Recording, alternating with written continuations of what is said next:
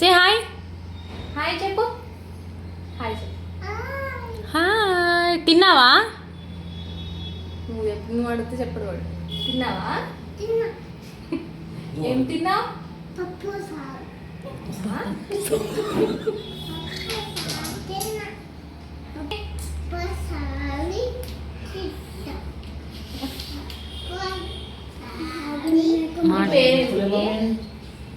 నీ పేరేంటి చెప్పు అన్నకి.